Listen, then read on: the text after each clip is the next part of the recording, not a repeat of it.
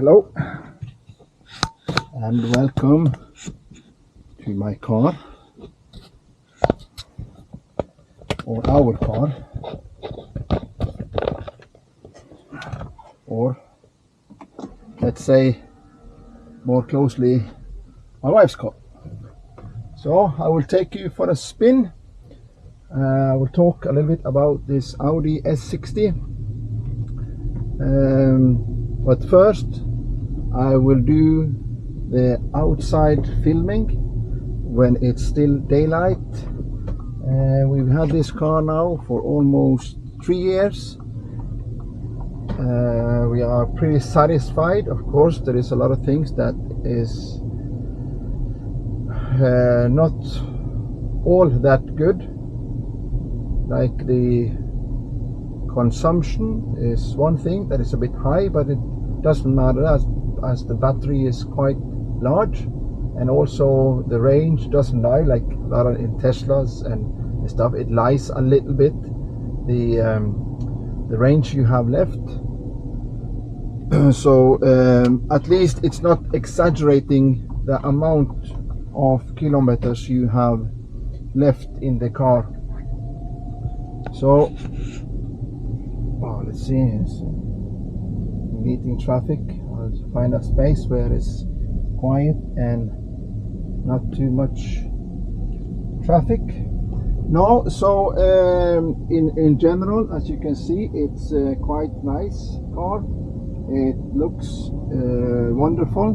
This is the S60, which is the sports version of the Etron Sportback. It has 3 electrical motors, total 1000 Newton meters or 993 something, and 503 horsepower. Oh, that's a nice space there. I can stop there. Maybe I can get some privacy for this movie.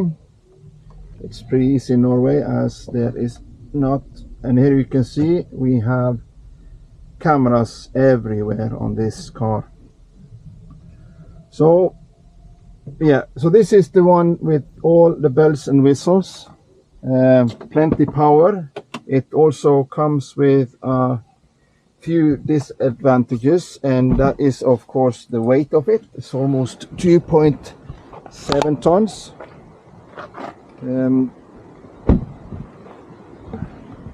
This one also have the digital matrix lights, and so this is the one with where it's showing you this Audi. It's like a cinema. So that was a pretty expensive add-on. It was like 5,000 euros, which it's probably cost that much to make it, but obviously it's not worth it. So this one is widened out 2.3 centimeter on each side. It has the S here, which is for the sports edition, 21-inch rims. So it's widened out both sides, 3 electrical motors, 2 in the back. That's the first one with tri-motor, so it has this, what you call it, torque vectoring. We can open the aft back here with I think it's around 500 liter storage capacity. Some storage underneath here as well. We got the hook for trailers. In the aft, you see, it's nice leather, silencer in the windows, nice stitched heating, USB-Cs. So it's a pretty nice saloon in these cars, as you can see.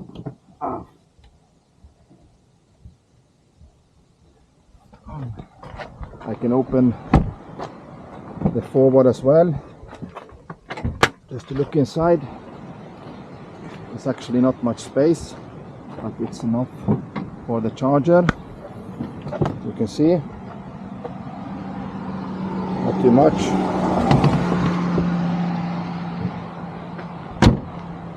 But it's a really nice looking car actually when you have it from these angles. You got the cameras for side mirrors. Also, we can take it for a spin. Forward, it's this one can be annoying. Stuff have a tendency of falling down in this hole, so that's not too good. Anyway, we have driven this car for, let's see, I have to have the calculator, 73,000 kilometers.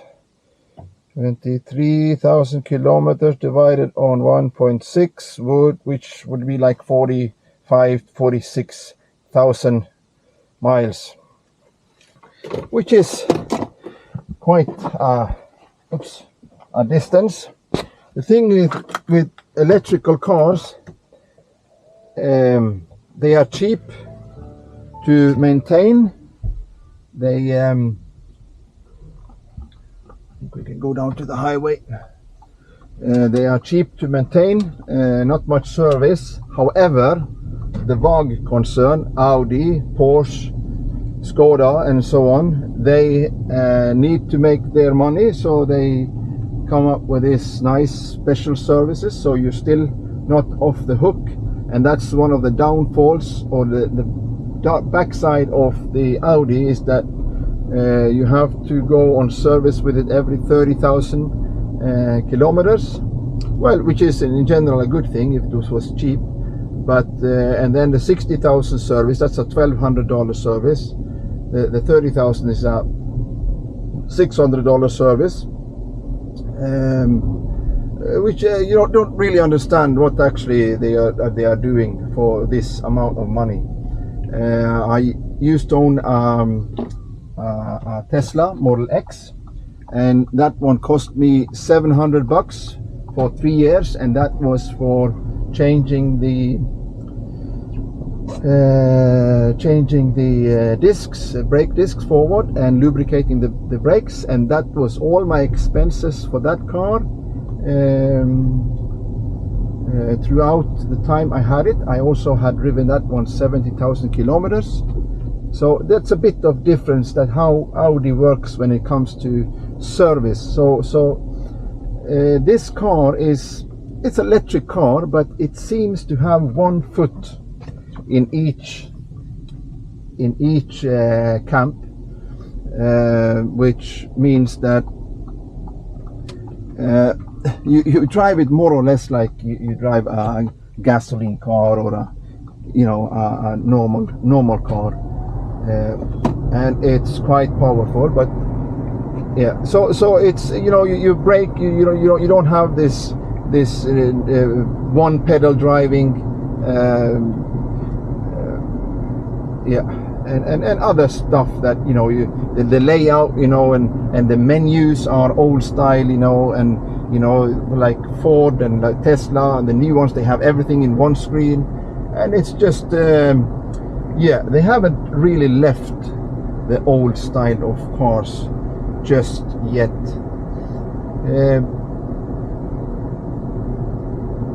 And another thing is that when you want to have the full power, you need to press the knob back to go into sports mode like this, and then you have the full, but you only have it for like 8 seconds. So really, I don't understand what's the point of this. If you have 503 horsepower, you have 503. You use them every now and then, and that's it. You don't run around giving it full throttle all the time anyway. So why don't just let it be 503 and not 400 available, and then 503 and 8. I think that's just stupid. Another thing is that percentage battery. I have to go into the menus to find the percentage of the battery. You have a line here in the screen forward, but it's only showing 0 or 100%, and then you have to like calculate in between to see how much it is, and that is come on.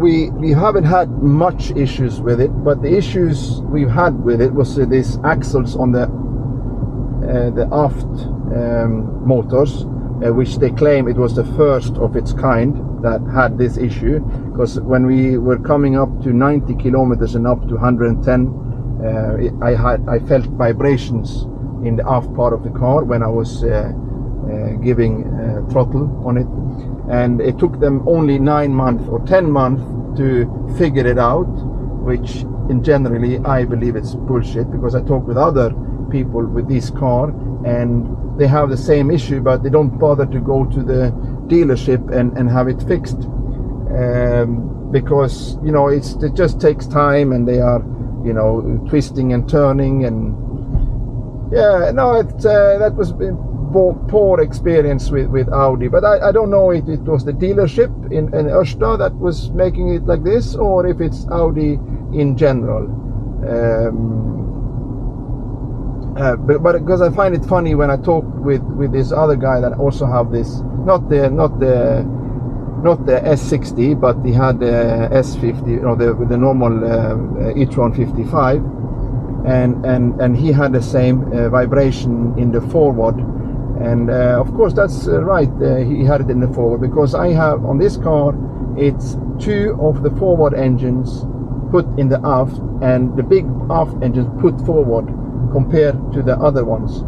So he also had the shaking, and I think it's quite poor of Audi just to not say it the way it is and just bloody fix the issue and let it go. But other than that, I changed one of the handles in the right aft door, then just some small updates. So it's actually not been much at all. Of course there was issues with the Teslas as well. However, the service from Tesla was a lot better and faster, but the Tesla was not as quiet, and it didn't feel as luxurious, or whatever you want to call it, inside. However, that the Tesla had so many other benefits when it came to how the car operated, the entertainment system, how you regenerate and how you travel with the Tesla network, and you just press wherever you want to go and the car tells you where you can stop, and all this stuff. So the Tesla is a lot more easy, but I'm not paid by either of these companies. I still love Audi, and I like the way they look, I like the way they drive, so I am not really sure when I'm doing this movie that it's gonna be what would be the next car. However, I have signed up to buy a Ford F-150 Lightning, which will start being delivered in Norway now in December, I think. So I'm still on that list. I've been accepted as a purchaser for this car. However, with the price they have come up with it, $110,000 or $115,000, I don't think there will be that many buyers that wants to buy it, because that's quite an expensive car here in Norway. But as we only have one car, and this F-150 Lightning has 5 seats, it's a big pickup truck, has a huge, humongous loading capacity, and we are a family who travels a lot. We go a lot into our cottage, we go a lot of skiing, I do a lot of, you know, chainsaw nonsense, or not nonsense, but stuff, cutting firewood and all this other stuff. So for me, I think I'm leaning against just continue and buying that F-150. Yeah, so that will be the next one. So we've had this now for, as I said earlier, almost 3 years, 46,000 miles, 73,000 kilometers. I started earlier in this movie in regards to, what the fuck is this? Dog. Okay. Yes, sir. Yeah, I'll drive slowly. No, so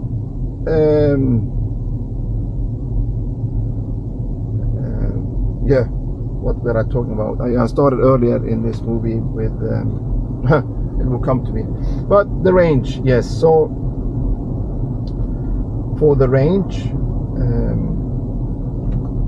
there is a few things that makes you lose range, and that is especially when the kids in the back puts on the air conditioning, and then it just swallows and eats a lot of electricity. So you need to be really careful with your AC. You can go in here, and I put rear, and it's off, so that's okay. No, so basically, yeah, I think I can say we are quite happy with the car. It's mostly my wife driving it. I'm trying to ride my motorbike when I can. We've had this other e-Golf, so this is my wife's car when she's going to work, or when she's driving our daughter to football matches, or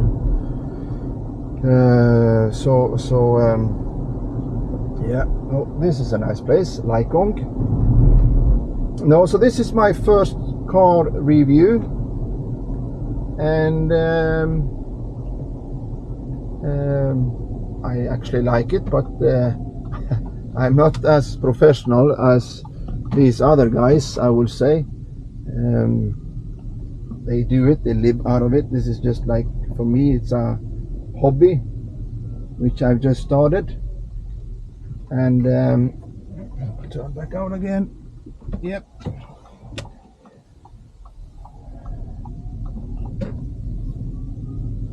But I think this can be useful for someone. No, the thing is with these electrical cars, when it comes to mileage, it really doesn't matter if the car has gone 20,000. I think it's actually more bad if you buy an old or a 3-year-old electric car that has a low mileage, because then it's just been sitting still, and the battery, maybe it's been fully charged and just standing still.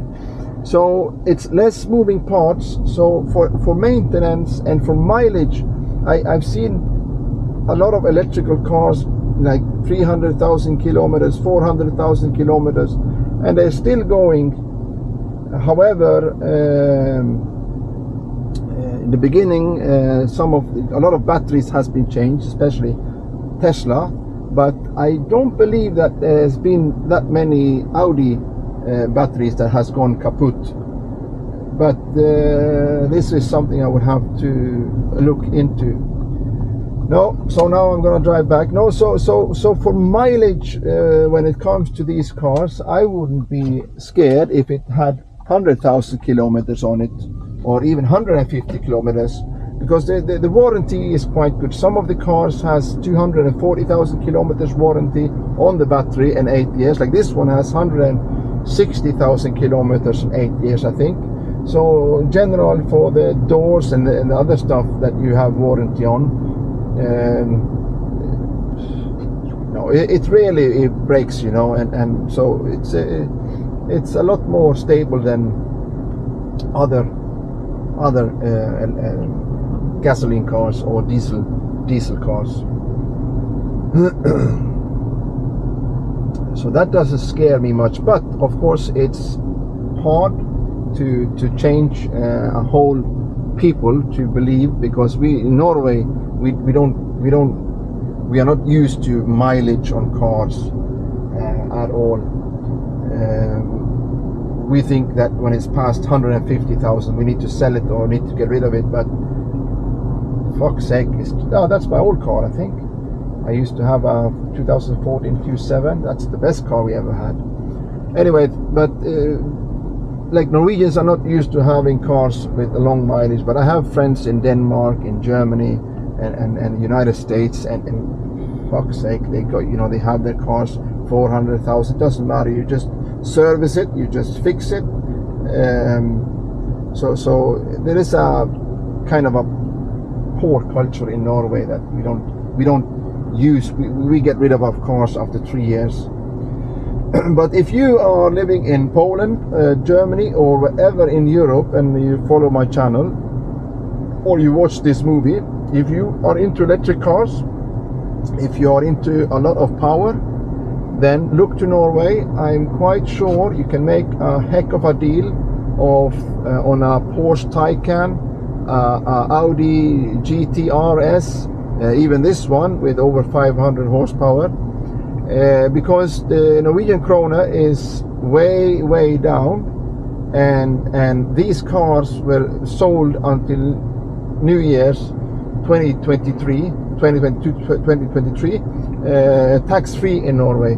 So when I purchased this car, there was absolutely no tax on it, and in Germany this car cost 135,000 euros, which is quite a lot of money for a car.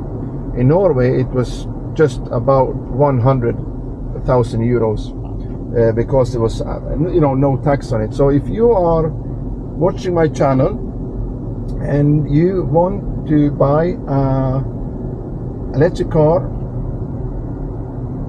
I think you can do a really good deal.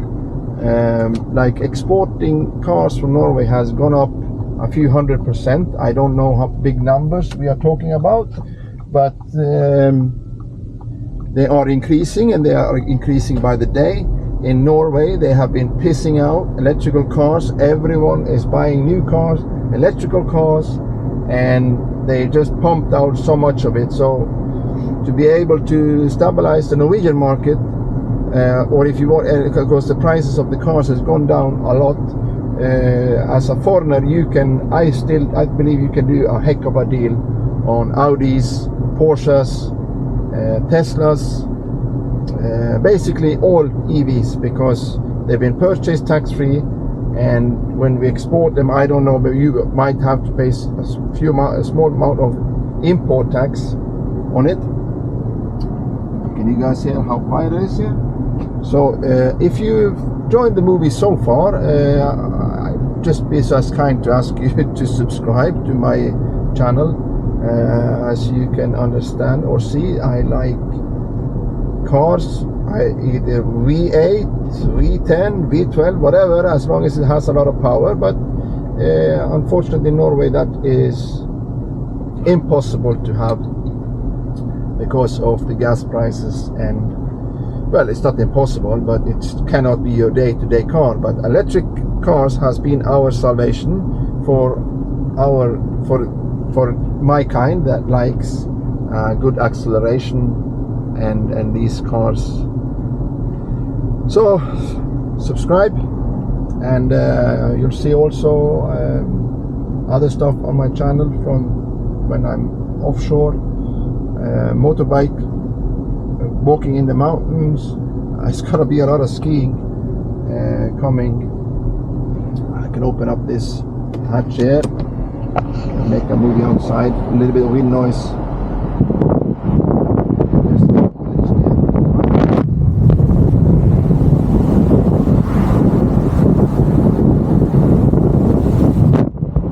Yep.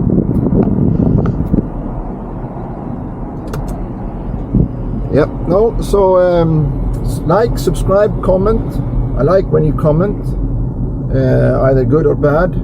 Well, if it's really bad, I don't mind if you just keep it to yourself, but constructive criticism is good.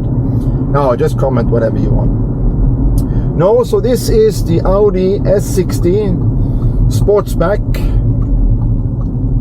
It was a lot of fuss when it came, but you accelerate a little bit and then you find out that, holy shit, it likes to chew up your tires. So for me now, I could have had an electric car with 100 horsepower. That would be enough. Yeah. Tomorrow I will go into Ørsta to Vatnebil and change both winter tires and summer tires. I'm gonna put the winter tires on. My summer tire is 285 40 21. I tried to go to narrow them down to 275, 45, 21 which was not a very good success, because the car looks a bit weaker with this size wheels. But tomorrow she will be back to where she's supposed to be, and I get also new winter tires. I think they are 265, 55, 20, and then I believe the car will be ready for new users, hopefully for the springtime. And then hopefully new owners, then I can get my Ford. My daughter really wants one of these Porsches, but they're just nice cars, but I don't know. If I don't manage to sell it, I will just keep it, because it's a good car to drive. It's quiet, it's a safe car. 379 kilometers range. Summertime I can even get more, but winter time not. It's all how much heat you use and how you drive, but it is loving to use electricity, and especially the AC loves using a lot of power. So I haven't showed you guys much about any menus, but we can have a small look. I just need to get up to the house and back up into the garage. You can see how my 360 camera is working, and the mirrors and all this stuff. Here you see me driving with my motorbike hundreds of times.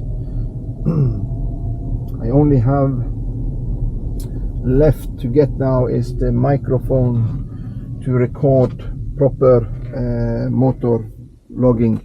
So soon I hope you can be saved from my motorbike movies with wind noise and all this stuff. Oh yeah, it's quite a strong car, this. So I will just back up here. I will go and open the garage gate. I will even bring the camera. Let's see.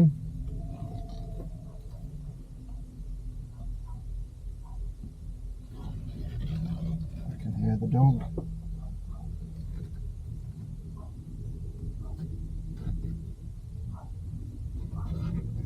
I think it's on the porch. Hi.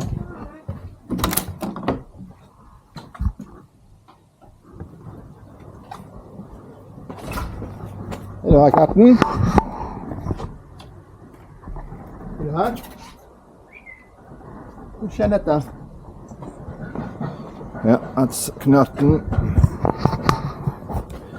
I think actually the camera stops recording after 30 minutes.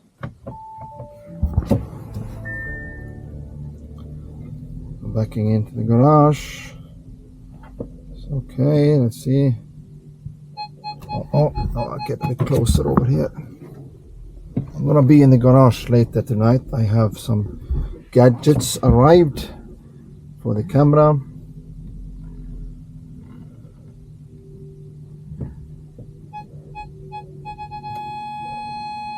Oh, I need to go a little more.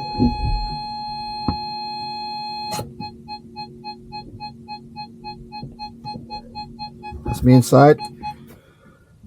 No, so as you can see, I can go into the car here. Lights, inside lights. You can go maritime, impulse, Caribbean, vision, contour, solar. That's nice. I'll keep it like that. No. That's it, guys. Thank you. I don't think I have more to tell. So if you have not subscribed before, please like, comment, subscribe, and I hope you like the movie.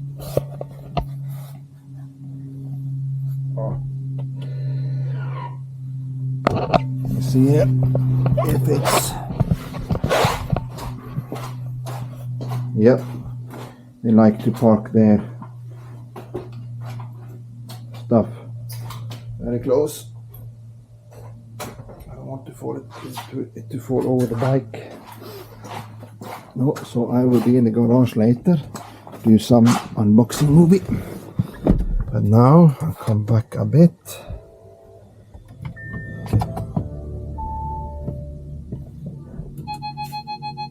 Okay, guys. Comment, subscribe, like, share. From Oscar, from the Easy Rider channel. Thanks for watching.